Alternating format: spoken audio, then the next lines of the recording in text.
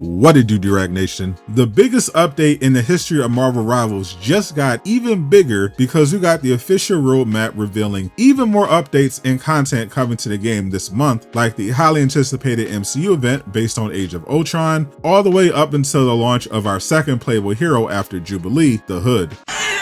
There are literally more than 100 updates just happening day one of the new season this Friday, so I'll simplify and break down everything you need to know. First, Hulk smash that hype button and let's get it. So week one of the roadmap, of course, covers the season 9 launch of July 10th, with new hero Jubilee joining the roster as a strategist with the Marvel Rivals version of her classic costume featuring the yellow coat, as well as this blue recolor in the store and her rank reward recolor that you get for hitting at least gold in competitive. Her accessory is, of course, for her son Shogo Lee, who is currently stuck in the form of a dragon. This version of Jubilee is a vampire who worked for Apocalypse as the Horseman of Famine, which is why her champion icon has so much aura, and why we're getting this amazing goth costume, Midnight Mutant, which is inspired by her look in 2010's X-Men #3. Her vampire status is also why she has a team up with fellow vampire Blade that gives her lifesteal. Speaking of team ups, holy, their rivals cook. Players are going to be offering to donate their hairline to Zeong at this point. They completely reworked team ups, and to simplify, every hero on the roster effectively has a team up with at least 2 heroes, and you will always be able to use a team up ability even if nobody on your team is playing the team up hero, because you have the base team up ability and the enhanced version that comes with having both characters on the squad. For example, one of the craziest new team ups is for Cloak and Dagger with Luna Snow. If you equip the team up, Cloak and Dagger gets a new ability that lets them freeze themselves and create an area of ice that heals them and makes them totally invincible. But if you have a Luna Snow on your team, the upgraded version also heals teammates standing in the ice area. There are now over 100 team ups in the game right now, and that's not even all the huge changes. They added a new passive ability called Regenerative Shields. But don't let the name confuse you, it's not actually a shield. Certain characters with high mobility, like Angela and Spider-Man, will now have a large portion of their health split in half. The green part regenerates if you go 5 seconds without taking damage. Angela, for example, got her normal health lowered to 350, but she gets 200 green shield. So if she loses the 200, she can fly away and be back at full health by just hiding for a little. Because of other new abilities, everyone's ult charges were also nerfed, so you get your ultimates less often to compensate for all the broken new abilities. This is basically going to be Marvel Rivals 2. We got homework to do before the new season. This is also a great update for people who love costumes because they cooked again. The new Egyptian Battle Pass is for sure one of the best they've released so far, especially compared to the ESU one that I wasn't a fan of. This Apocalypse theme pass includes some must-haves like a Mummy Deadpool, Savage Land Elsa Bloodstone, Egyptian Mantis, and Year 1 Cloak and Dagger.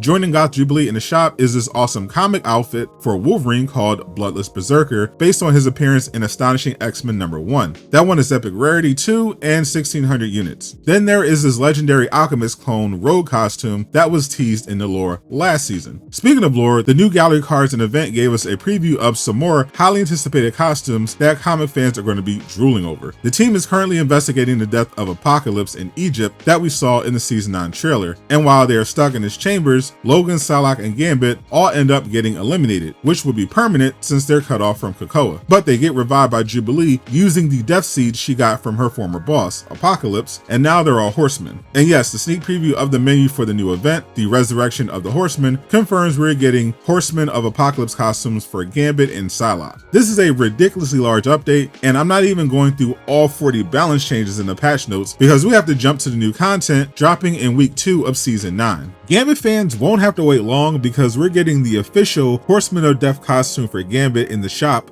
alongside a new costume for Devil Dinosaur where he's wearing a Jeff the Landshark costume, which is a follow-up to the dinosaur costume on the Battle Pass last season that Jeff was wearing. And Hawkeye is getting a costume from a new theme that seems to be built around the Van Dyne fashion line, which is the clothing brand and store owned in the Rivals universe by The Wasp. This will include more costumes for what looks like Invisible Woman, Adam Warlock, and Doctor Strange on a mini pass. Then on July 24th, the new map Thebes that we got to see in the Jubilee gameplay trailer arrives in the game for quick play and competitive players who have been starving for a new map to play on. And in the shop that week is an Egyptian themed costume for Hela, as well as a Horseman of Death costume for Psylocke, which could be a typo. There should only be one Horseman of Death, and Psylocke looks like she could be War based on this helmet. Things get insane though on July 31st. This is the arrival of the new Path to Doomsday mode based on Avengers Age of Ultron, and Rivals just confirmed that this is PvE. That's right, a PvE mode, not 6v1 PvP like the Loki one. Double G confirmed in the dev vision this takes place in Avengers Tower, and I can't wait to see gameplay. We're also getting 4 more MCU costumes this week in addition to Ultron. To tie in with Age of Ultron, we're getting the iconic Scarlet Witch outfit that Wanda fans have been begging for. Meanwhile, Bucky fans are getting his best MCU costume from Captain America the Winter Soldier. Also, to celebrate the launch of Spider-Man Brand New Day in theaters, we're getting the Professor Hulk costume and the new Spider-Man Fresh Start suit. This week could end up being the highlight of the entire season, depending on how hard the PvE mode hits. Then, August 7th is the official start of Season 9.5 and comes with our next hero, the Hood. He appeared in the Season 9 trailer and has the power to turn invisible thanks to his Cloak of Oblivion, can turn into a demon, and he also wields dual pistols. Hopefully he's a Vanguard because we very much need a non-duelist season since they made Jubilee a support. Speaking of, with all the crazy updates, you may also not have had time to learn about Jubilee in preparation for launch. Fortunately, I broke down all her abilities and the best way to play her. Click the video on screen to learn more. And a huge shout out to everyone supporting me on Patreon. Join for free so you never miss an update.